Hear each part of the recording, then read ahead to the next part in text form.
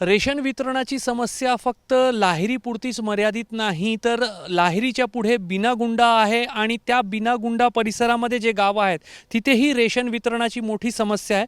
माझ्यासोबत तिथले रेशन दुकानदार अजय दुर्वा आहेत.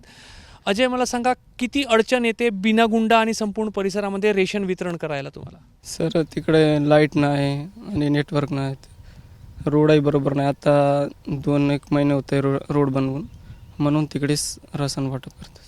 म्हणजे आता 2 महिन्यापासून रोड बनला तर तुम्ही तिथे जाऊन रेशन वाटप करता, मग त्याच्या पूर्वी कुठे करत होते? इथंच सर, तर रोड नव्हतं म्हणून इथंच उतरवत होते. म्हणजे तुमचं दुकान बिनागुंडाला आहे, मात्र रोड तिथपर्यंत नव्हता म्हणून तुम्ही लाहेरीमध्ये वितरण करत होते. मग तुमच्याकडचे जे राशन घेणारे जे गाव आहे, त्या भागातले जे गाव आहे ते कुठे इथे येत होते? हो सर, इथंच 18 किलोमीटर पैदल आणि मुक्कामही करावं लागत होतं सर. मग आता हे उन्हाळ्याची सुरुवात आहे, त्यामुळे रस्ते सगळे मोकळे आहेत हे आहेत, मात्र पावसाळ्यामध्ये काय स्थिती होते? मग ते लोक 18-18, 20-20 किलोमीटर जे येतात रेशन घ्यायला, त्यांची स्थिती काय होते?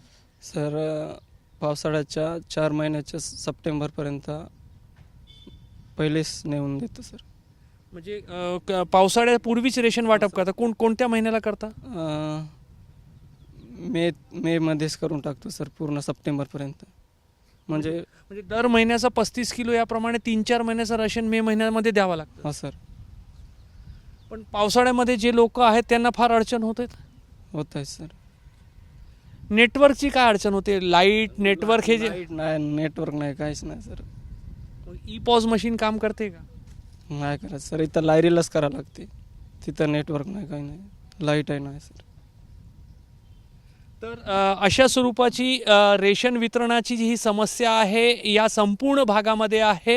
आता जेव्हा सशस्त्र माओवाद या संपूर्ण भागातून संपुष्टात येत आहे, हळूहळू रस्ते बनत आहेत आणि इतर सोयीसुविधा निर्माण होत आहेत, मात्र सर्वात प्राथमिक गरज जी लोकांची आहे ती शासनाकडून जो मिळणारा रेशन आहे तो त्यांच्यापर्यंत पोहोचला पाहिजे. मात्र सध्या तरी ते पोहोचवण्यामध्ये अनेक अडचणी येत आहेत, हेच वास्तव आहेत. कॅमेरामॅन अतुल हिरडेसह रजत वशिष्ठ, एबीपी माझा, बिनागुंडा, गडचिरोली.